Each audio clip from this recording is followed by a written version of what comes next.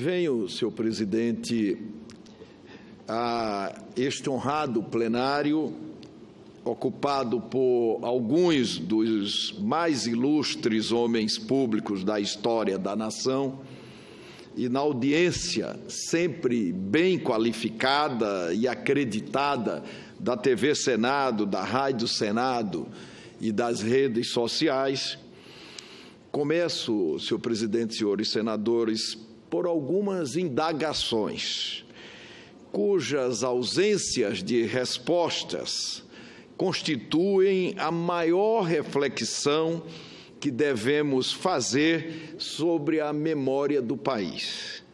Alguém saberia dizer quem foi Nero de Moura? Quem se lembra, senhor presidente e senhores senadores, de Paulo Bozizio? Quem sabe dizer de cabeça, de memória, quem foi Estevão Rezende Neto? Alguém lembra o que eles fizeram? E não se trata, senhor presidente, senhores senadores, de pegadinha. Estou me referindo a dias dramáticos e de pessoas que alcançaram a fama efêmera do seu tempo, eram aplaudidas em restaurantes e seus personagens protagonizaram filmes. Pensavam que seus nomes e imagens seriam eternizados em bustos e nomes de ruas, de praças e de avenidas. Viraram pó, senhor presidente. Não se conhece a Avenida Nero de Moura, Praça Paulo Bozizio, Rua Estevão Taurino. Getúlio Vargas e Juscelino Kubitschek de Oliveira, todos nós sabemos quem são. Seus nomes e seus feitos estão nos livros de história, mas os seus algozes ficaram relegados a lugares subalternos. Juscelino Kubitschek sofreu muito com incriminações. Foi cassado, teve seu mandato como senador cassado, e tomaram seus direitos políticos. Falsamente acusado de possuir a 7ª fortuna do mundo, morreu endividado. Getúlio Vargas foi investigado por um IPM e sacrificou a própria vida. Depois, descobriu-se que não foi ele, Getúlio, o mandante do assassinato do Major Vaz. Ao tecer essas considerações iniciais, mostro, senhor presidente e senhores senadores, que as vaidades rasteiras nunca se sobrepõem à verdade e o papel de cada um na história é definido não pela glória momentânea do presente, mas pela relevância de seus gestos perante o futuro. Ao senhor Rodrigo Janot e à juventude iracunda que o acompanha, a experiência mostra que o brilho dos holofotes ofusca os olhos e cega a razão. Cega deve ser a justiça, e nunca o ódio, a ambição, a vaidade desmedida. Determinadas funções públicas impõem a seus ocupantes o dever de não enxergar quem atinge, selecionando a seu bel prazer aqueles que irão colocar no cadafalso e os amigos que livrará dos grilhões da lei.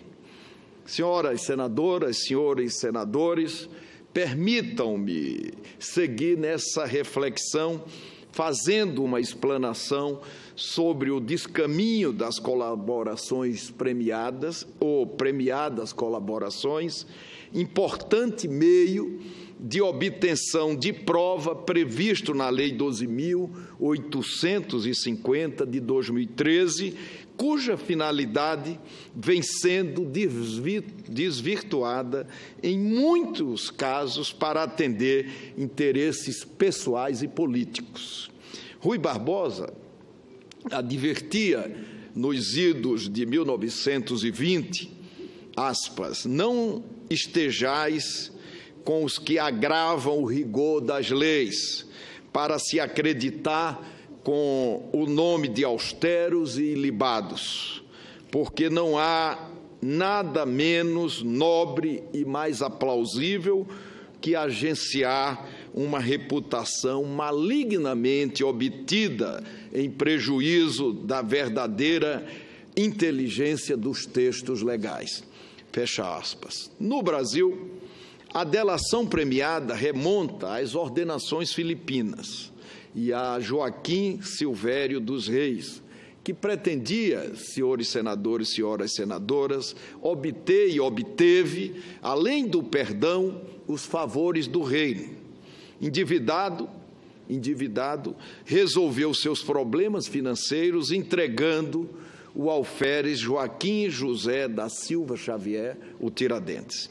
O tempo passou, senhor presidente e senhores senadores, e hoje existem técnicas especiais de investigação, tais como escutas telefônicas, intercepção telemática, ação controlada, afastamento dos sigilos fiscal, bancário e até infiltração de agentes.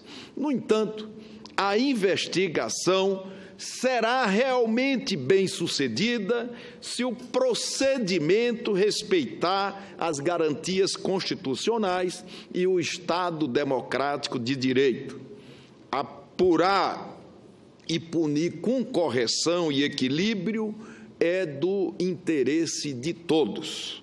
Por isso mesmo, é imensa a responsabilidade dos órgãos de persecução penal, que devem atuar sem vaidade, sem disputas internas e sem espírito de emulação. Atualmente, ao colaborador é concedida a faculdade de revelar a forma de atuação da organização criminosa por meio de informações eficazes. É neste ponto, senhor presidente, que aparecem defeitos em sérias. Humildemente, falo com a autoridade de quem, como presidente do Congresso Nacional, ajudou a aprovar a Lei de Combate às Organizações Criminosas e defendeu a sua regulamentação e continua a fazê-lo. Emergindo de um cenário complexo, a palavra colaborador premiado deve ser vista com desconfiança.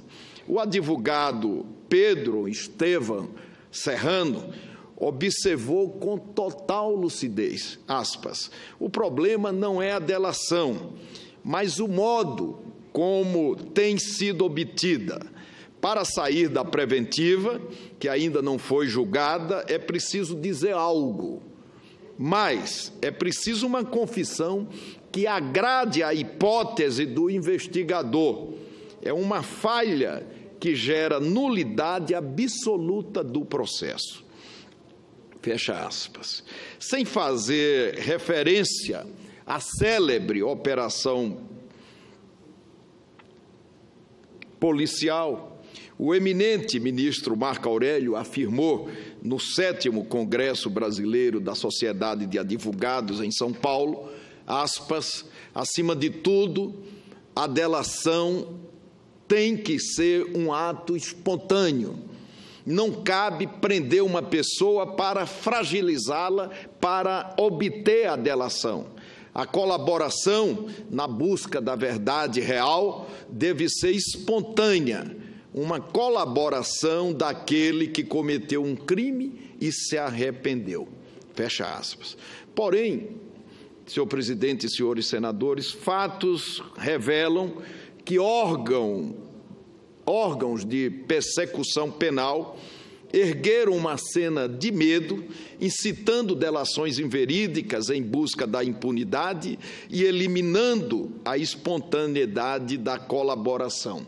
ao manter réus presos em péssimas condições até delatar, ou gerando pavor em investigados com a simples perspectiva de ser encarcerado. Delação premiada falaciosa é sempre nefasta, porque arrasta para o lodo a reputação de pessoas inocentes e prestando desserviços à persecução penal que se pretende por todos séria. E a persecução penal que se pretende séria cumpre a lei e cumpre a Constituição. Reitero, para evitar má compreensão, a inegável importância das operações policiais de combate ao crime. São elas, e já o disse como ministro, como constituinte, como líder de bancada e como presidente do Senado Federal. São elas fundamentais para a sociedade, especialmente a Lava Jato, que consagra, já disse e repito, avanços civilizatórios. E, por isso mesmo, merecem todo o apoio para elucidar, sejam quais forem, melhor dizendo, os fatos investigados. Sou a favor, senhor presidente, do combate ao crime em todas as suas instâncias. Sou a favor do respeito aos direitos fundamentais. Sou a favor de instituições fortes e sou plenamente favorável a melhores dias para a sociedade brasileira. Para combater as associações criminosas com eficiência, ao juiz é dado conceder os benefícios do perdão judicial, da redução ou substituição da pena de prisão diante da eficácia da colaboração. Ou seja, o prêmio está diretamente ligado aos resultados da colaboração. Mas não é isso, senhor presidente e senhores senadores, que temos visto. Recompensas excepcionais, usufruídas antecipadamente por alguns delatores, não são por todos, fizeram da colaboração premiada, ou da premiada colaboração, mais um grande negócio para os criminosos, invertendo valores e a finalidade do próprio Instituto. Há suspeitas de pagamentos pelo silêncio de presos, de investigados e até mesmo para emplacar delações em massa. Ou seja, com o beneplácito do aparelho estatal, paga-se pelo silêncio e pela palavra.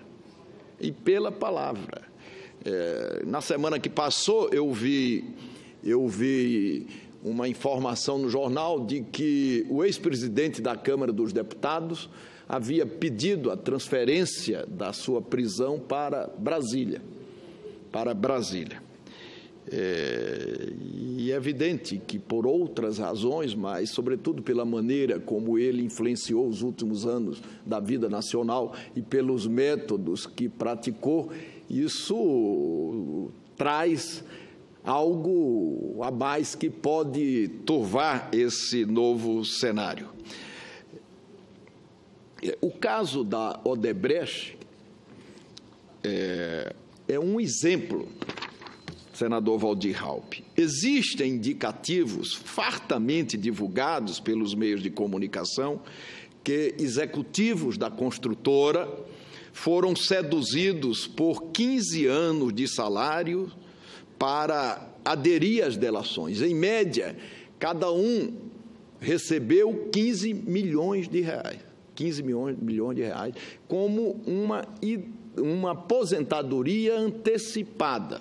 Eram 43, os 43 indicaram outros tantos e chegaram a 77 delatores, recebendo cada um, dito pela própria empresa e por advogados e por outras pessoas, algo em torno de 15 milhões de reais. Um advogado da empresa estaria sendo coagido a assumir crimes que não praticou e delatar de acordo com o roteiro estabelecido e negociado pelo Ministério Público Federal.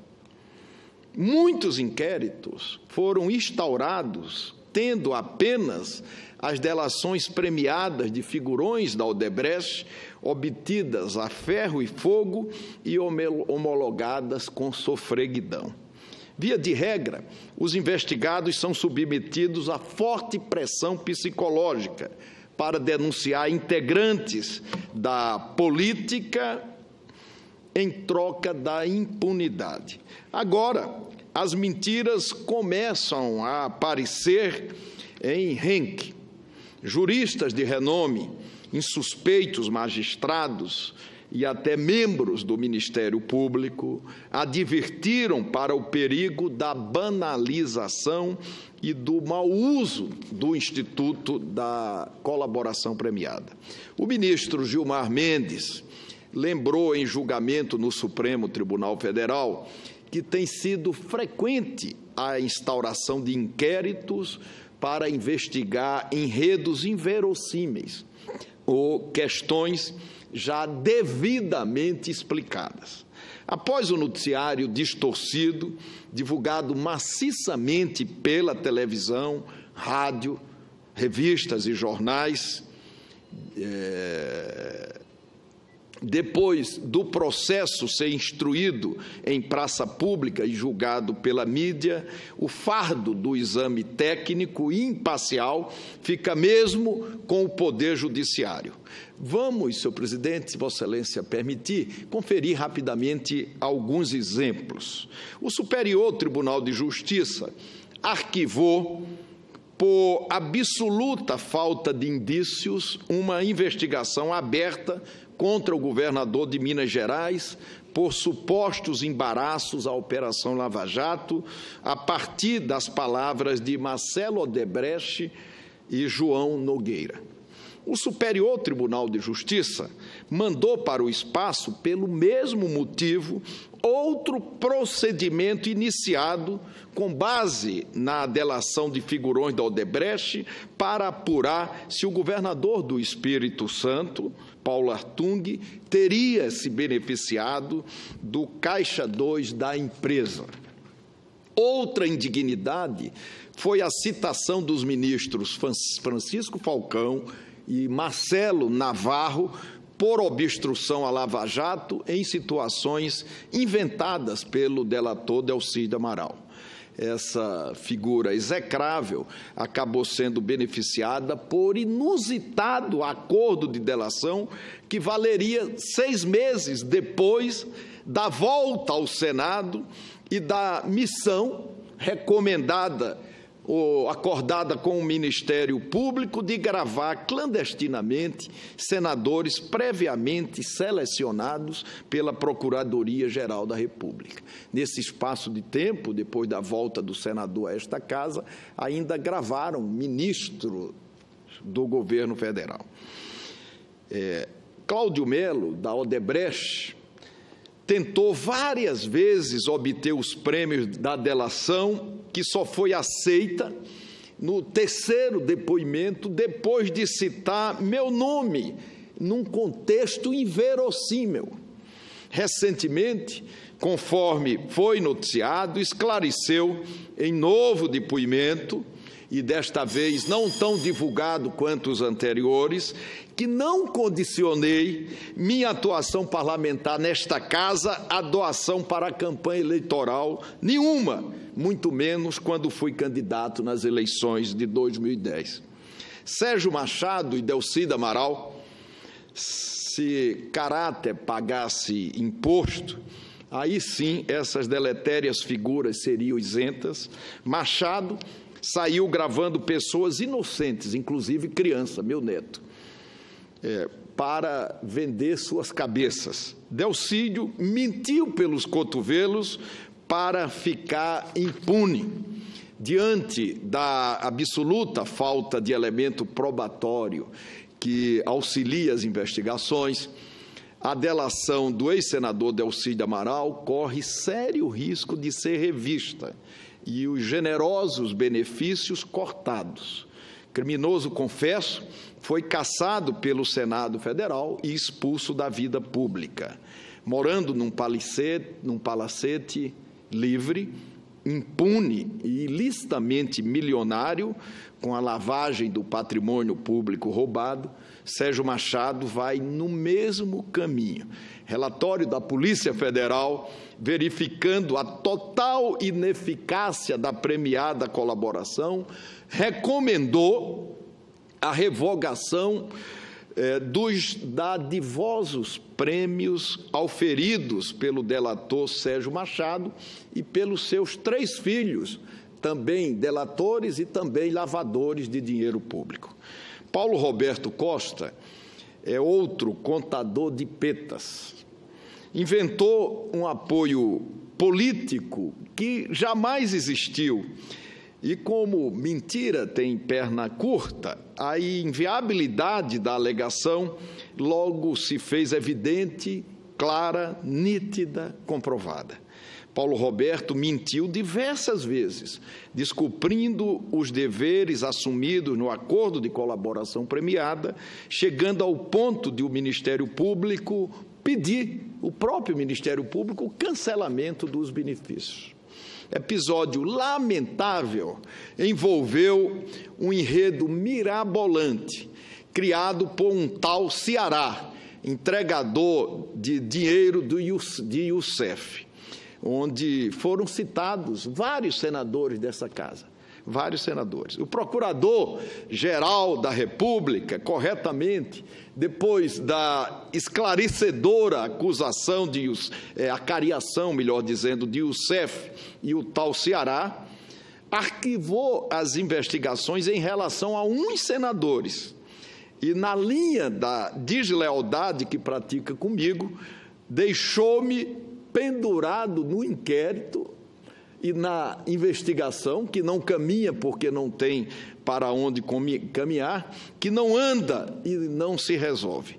Fica aí apenas servindo ao propósito de criar volume de investigação. Permitam-me, senhor presidente e senhores senadores, rapidamente narrar o fato, especificamente, para aqueles que não o conhecem e podem estar contaminados pela esquizofrenia e cólera de alguns noticiários facciosos. Fernando Baiano, que me citou por ouvir dizer, que nunca o vi, não conheço, não sei de onde vem, nada apresentou de concreto. Disse apenas que ouviu dizer. Jorge Luz, não vejo essa figura há mais de 20 anos. Eu o conheci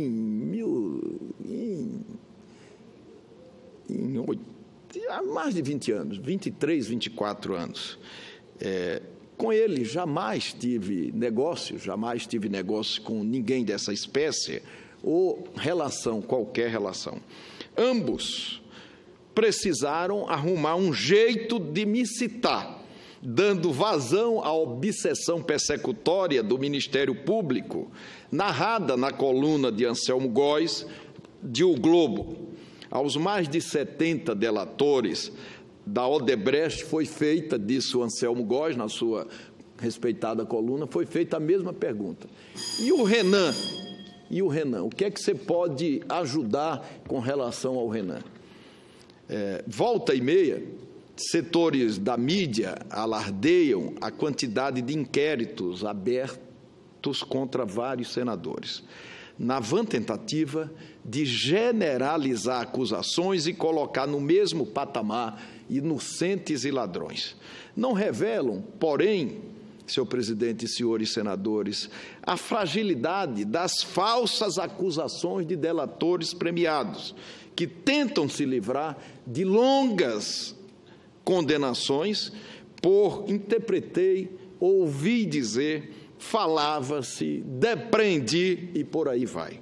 Vazamentos que vão e voltam e são frequentemente requentados, gravações clandestinas, criminosamente pautadas pela Procuradoria-Geral da República, embustes e publicidade opressiva, compõem o cenário onde se multiplicam inquéritos a partir de alusões mentirosas irresponsáveis de delatores premiados, desacompanhadas de qualquer prova ou de qualquer franja de prova. E é sob essa lógica rombuda que sou investigado, senhor presidente. Aliás, alardeiam que sou investigado 17 vezes no Supremo Tribunal Federal.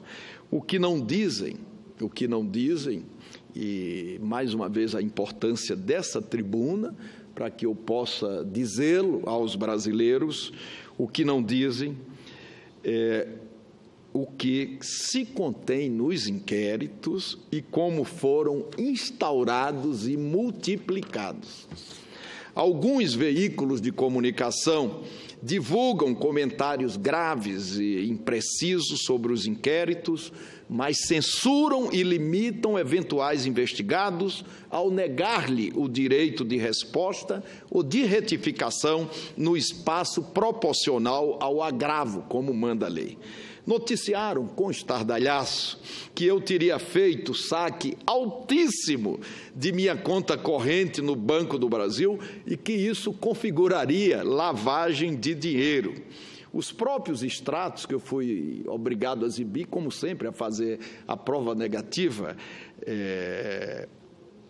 que setores da imprensa e senadores tiveram acesso, mostram que a retirada teve origem em um empréstimo que contratei com o Banco do Brasil, do Senado Federal, e que foi creditado em minha conta corrente, numa outra praça em Maceió, onde já me encontrava no final do ano, depois do recesso. Por que tirei o empréstimo? Ora, tirei o empréstimo para sacar e pagar minhas contas, pagar as contas. A Receita Federal, no início do mês de julho deste ano, depois de longo e minucioso procedimento fiscal, concluiu que foi verificado o correto cumprimento das minhas obrigações tributárias. Há inquéritos com o mesmo objeto, cujo arquivamento, senador Raupp, estranhamente não foi requerido pelo Ministério Público. Há inquéritos parados e há inquéritos desmembrados exatamente para inflar o número de investigações. Todos eles, repito, por ouvir dizer, baseados em vagas interpretações de delatores ou em simples inferência, sem qualquer prova. Eu pediria só um pouquinho a mais de tempo, apelando à sua generosidade para poder concluir aqui essa... Obrigado, presidente. Sem qualquer prova.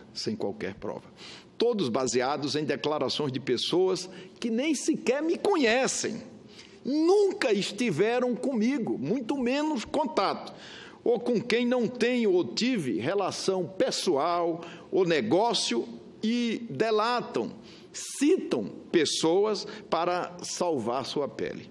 Enquanto isso, senhor presidente e senhores senadores, em situação análoga, onde a palavra do delator não se confirma, o Procurador-Geral da República age corretamente e pede o arquivamento do inquérito em relação ao governador Flávio Dino do Maranhão, irmão do seu fraternal amigo e colega de Ministério Público, Nicolau Dino. Mais uma vez, dois pesos e duas medidas. Subjacente a essa nítida retaliação estão as rejeições pelo Senado Federal, e nunca se divulgou isso em jornal nenhum, mas, repito, subjacente a essa nítida retaliação, que teve começo, meio e espero que tenha fim, estão as rejeições pelo plenário do Senado Federal dos nomes dos procuradores Vladimir Aras, Wellington Saraiva e Nicolau Dino, indicados pelo Procurador-Geral da República para o Conselho Nacional do Ministério Público. Esse fato motivou várias atitudes de retaliação sob o mais baixo nível do corporativismo, contra senadores que sofreram, todos sabem, buscas e apreensão, mesmo colaborando com as investigações. Foram espetacularizações de suas vidas e das vidas de suas famílias, com helicóptero, transmissão ao vivo e centenas de policiais. Um horror, senhor presidente, que como presidente desta casa, regimentalmente, estava na obrigação de contestar.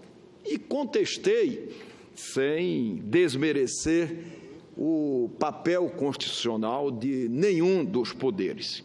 Vários acontecimentos mostram que o chefe do Ministério Público promoveu, estimulou e acobertou vazamentos jamais apurados de dados mantidos sobre segredo de justiça.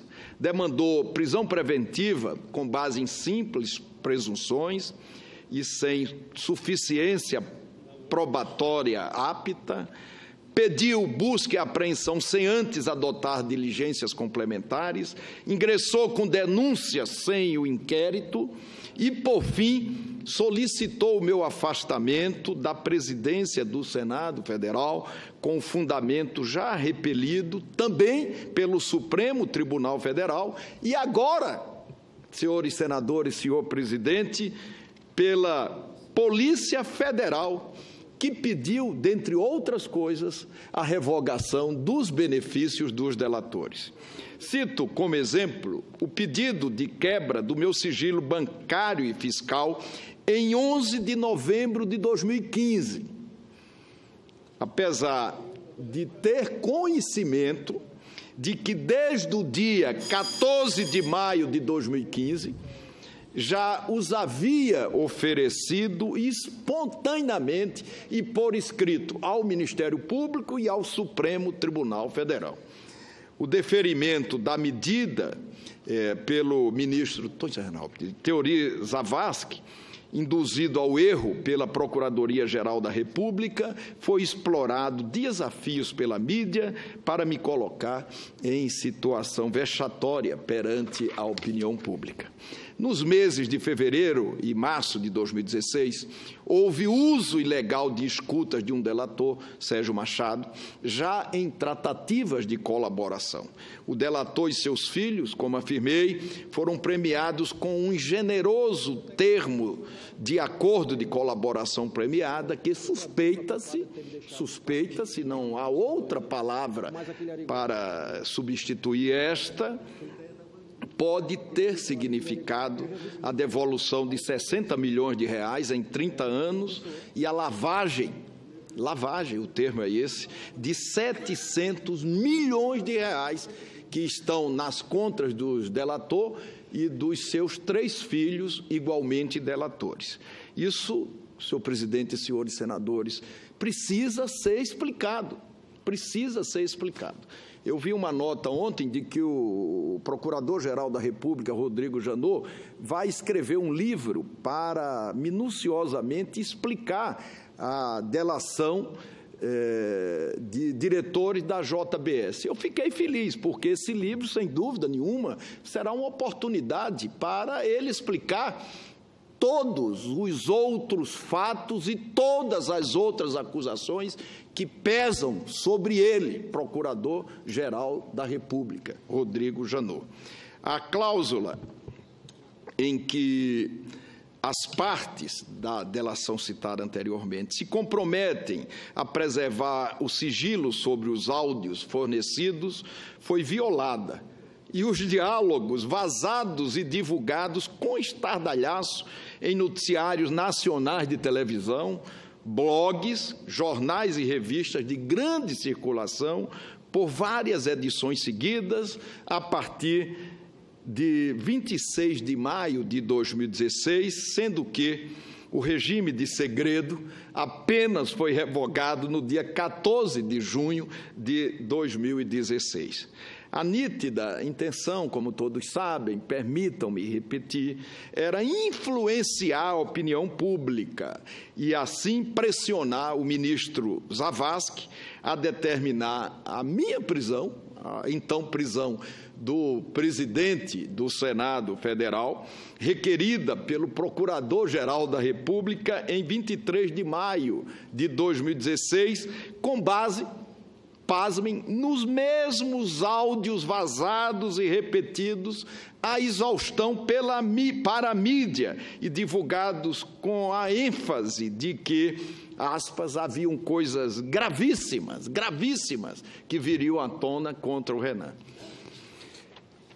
Percebendo a manobra, Teori Zavascki, que com sua conduta serena, isenta, equilibrada e imparcial honrou o país e a magistratura brasileira, indiferiu o pleito em decisão firme, onde registrou que, aspas, a credibilidade das instituições, especialmente do Poder Judiciário, somente se fortalecerá na exata medida em que for capaz de manter o regime de estrito cumprimento da lei.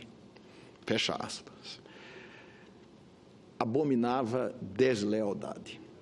Hélio Gaspari recorda que Teori Zavascki tinha por hábito fazer pequenas anotações e algumas delas revelavam a sua insatisfação com as atitudes do Procurador-Geral da República. Luiz Nassif também registra que os maiores conflitos do eminente e saudoso ministro na condução da Lava Jato foram exatamente com o chefe do Ministério Público Federal. Senadores, senadoras, há denúncias pródigas em argumentos falaciosos desejando converter a fórceps doações eleitorais lícitas, legítimas, públicas, transparentes, feitas de acordo com a lei, em crimes de corrupção e lavagem de dinheiro. Não adianta, senhor presidente e senhores senadores, nem todo mundo se favoreceu dessa corrupção, em boa hora, exposta pela Operação Lava Jato. Eu não me favoreci, nunca me favoreci. Jamais, senhor presidente, provarão qualquer coisa contra mim na base de citações maldosas, encomendadas, criminosas de delatores e de dados de prestações de contas eleitorais aprovadas sem restrições pela Justiça Eleitoral. Minha defesa é a verdade. Não pratiquei crime algum. Não tenho ou tive operador, não indiquei ninguém para diretorias de estatais, para ministérios. Pressões de toda ordem são despejadas todos os dias sobre o Supremo Tribunal Federal por setores da mídia e do próprio Poder Judiciário e da Procuradoria-Geral da República e entidades corporativas. Antoine Garrapon, doutrinador e juiz francês, adverte que, sob a pressão da mídia, a justiça perde seu espaço protegido, aspas, priva-se ela do distanciamento dos fatos no tempo e da reserva de suas iniciativas profissionais. E lembra que, aspas, alguns indivíduos aproveitam a mídia para se emancipar de qualquer tutela hierárquica. Não estamos, senhor presidente e senhores senadores, dissentindo, mas o dirigismo judicial não se faz pelo Supremo Tribunal Federal, mas por uma série de ações que acabam induzindo o judiciário a erro e mantém encurraladas pessoas que podem ajudar a encontrar saídas para os graves problemas sociais que afligem a sociedade brasileira. Ministros do Supremo Tribunal Federal são expostos todos os dias e também suas famílias, como parte dessa pressão para se obter determinado resultado, geralmente contra a lei e contra a Constituição. Ministros conhecidos, senador Raupp, e já encerro, com a generosidade de Vossa Excelência. Parece que o senador Roberto Rocha está querendo uma parzinha. Eu vou conceder, senador Roberto, com muito prazer. Obrigado. Ministros conhecidos como garantistas por sua doutrina, votos e vidas, sofrem constrangimentos e pressão da chamada direita penal, incluindo falsas acusações e notas corporativas e imagens injuriosas divulgadas pelas redes sociais. A colaboração premiada, infelizmente, tem sido, em alguns casos, desviada da sua utilidade como meio de obtenção de prova, servindo de instrumento de disputa de poder e desgaste da política, alimentando um quadro distanciado, completamente distanciado da realidade. Por isso, senhor presidente, entende-se a vertente tática adotada e estimulada publicamente pelo Ministério Público Federal, em todas as suas instâncias, de usar a mídia tentando coagir o Supremo Tribunal Federal, usurpando competências ou impondo indevidamente constrangimentos aos poderes da República, seguindo, obviamente, como regra para todos, de desgastes.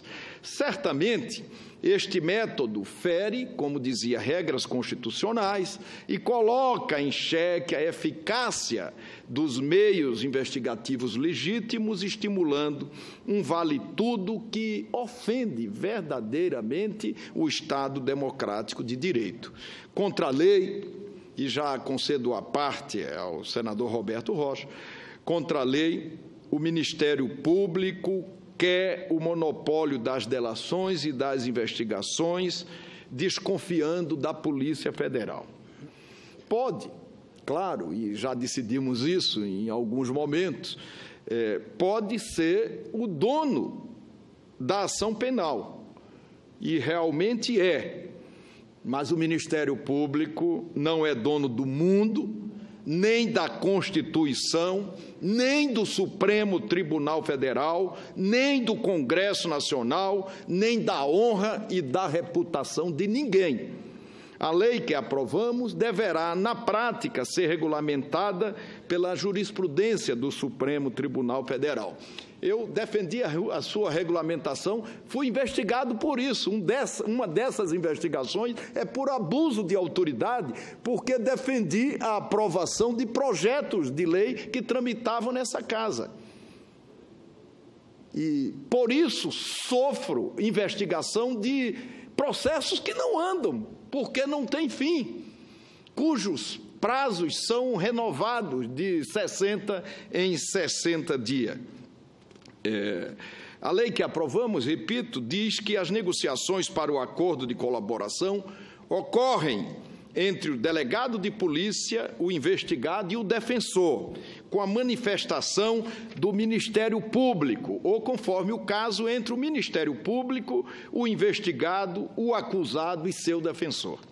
Esse alentado rol de aberrações praticadas em detrimento da eficácia das investigações degrada a prerrogativa de acusar para transformá-la em instrumento de arbítrio estatal, conduta incompatível com as nobres atribuições do Ministério Público, que ajudei como, repito, ministro da Justiça, constituinte, líder de bancada, o presidente 4 vezes do Congresso Nacional a retirar do papel. Daí a necessidade de pensar no aperfeiçoamento do Instituto da Colaboração Premiada, que, bem conduzida, produz excelentes resultados, permitindo a descoberta de provas de crimes, mas não deve ser desviado para servir à impunidade e à perseguição de pessoas inocentes. Condenações seletivas, antecipadas e sem provas, não fazem bem ao processo democrático. Com todo o respeito, beira o ridículo denunciar alguém com base apenas e tão somente na palavra de delatores e em pesquisas em fontes abertas como Google e redes sociais. Eu cito, senhor presidente, outros exemplos de deslealdade. Em dezembro do ano passado, o Ministério Público apresentou denúncia vazia de provas, dezembro, porque era importante acumular fatos jornalísticos para incriminar pessoas cujas incriminações não dava para fazê-lo diante da inexistência de provas. Em dezembro do ano passado, o Ministério Público Federal apresentou denúncia vazia de provas desacompanhada dos autos do inquérito e do relatório da autoridade policial, com a nítida finalidade de alimentar a tensão entre os poderes, que viviam um momento difícil, complexo, dramático. O ministro Teori Zavascki, senador Raupp, devolveu a denúncia no mesmo dia, por inépita, com um puxão de orelha no Procurador-Geral da República, que, apesar disso, insistiu na iniquidade. Essa investigação foi prorrogada várias vezes, sem que nenhum ato dela fosse praticado no período, e foi entregue ao Supremo Tribunal Federal quando ainda pediam diligências consideradas indispensáveis pelo Ministério Público e, num passe de mágica, passaram a ser dispensáveis. Recentemente, fui denunciado em inquérito mal instruído, contendo apenas a palavra de delatores e pesquisas em fonte abertas. A investigação foi marcada por absurdos, como busca e apreensão em escritório de advocacia, onde apreenderam importantes documentos e estudos técnicos e estratégicos de minha defesa, agora ilegalmente devassados. Apesar de reiterados pedidos, ainda não foram devolvidos. Eu agradeço a oportunidade da audiência da TV Senado, da Rádio Senado, para publicamente fazer um apelo ao relator, ministro do Supremo Tribunal Federal, Teori Zavascki, para que devolva a estratégia de defesa,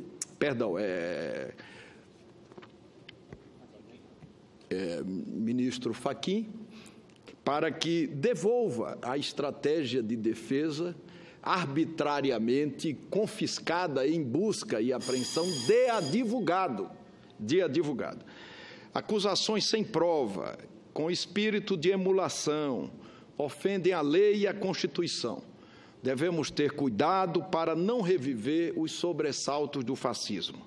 Quando defendemos e aprovamos nesta casa o fim dos supersalários e dos penduricalhos e o aperfeiçoamento da lei de abuso de autoridade, e quando aprovamos também o fim das aposentadorias para crimes graves cometidos, crimes de corrupção cometidos por membros do Judiciário e do Ministério Público, sofremos retaliações materializadas em denúncias e até pedido de prisão e de busca e apreensão. O país passa, todos sabem, por momentos difíceis.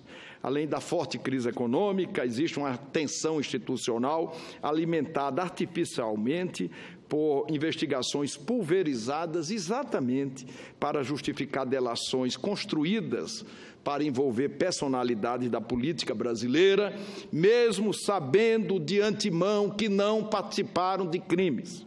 Nesse contexto, sobram situações, como disse, queria repetir, que reclamam, senador Roberto Rocha, explicações. Sobretudo os acordos de delação premiada envolvendo o ex-procurador Miller, braço direito de Rodrigo Janot, que apenas 6 dias após ter sido exonerado do cargo de procurador do Ministério Público Federal, já estava atuando na defesa dos irmãos Batista, intermediando um dos acordos mais vantajosos que se tem notícia. Igualmente, esse ex-procurador, agora advogado de delator, ele participou e influenciou as delações premiadas de Delcídio Amaral, Sérgio Machado e filhos. Mas,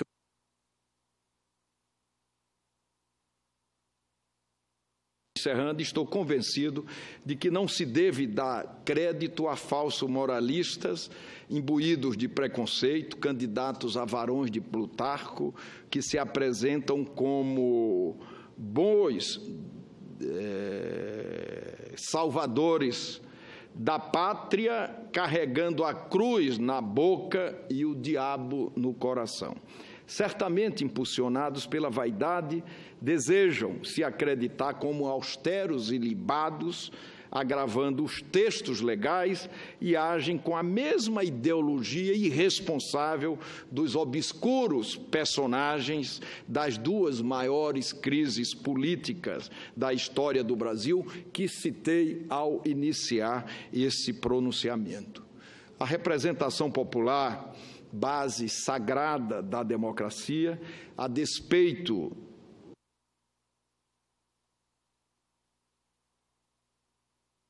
do senador das agressões e das anomalias verificadas nos dias de hoje, é inconciliável com a covardia. A propósito, não é o ranger de dentes de alguns poucos janotas de gabinete que assustam aqueles que enfrentaram os verdadeiros anos de chumbo, quando pessoas eram retiradas à força de suas casas, torturadas e desapareciam para sempre nos porões do Senimar ou do DOI-CODE. O medo, senhor presidente, senhores senadores, não pauta nem dirige as ações do parlamento. O Congresso Nacional se orienta pela responsabilidade do mandato outorgado pelas urnas, conferido pelo voto soberano do povo. E assim, senhor presidente e senhores senadores, mais uma vez agradecendo, seguiremos trabalhando de cabeça erguida para ajudar o país a superar a crise e a enfrentar as intempéries, afastando o conceito negativo de quem prega o caos e agride o Estado democrático de direito. Eu agradeço sinceramente a generosidade da mesa, primeiro do senador Waldir Raupp, depois do senador Roberto Rocha. Essa quinta-feira, sem dúvida nenhuma, e esta tribuna, sobretudo, servem como alternativa para se colocar algumas verdades que muitos não querem prestar atenção. Muito obrigado a todos.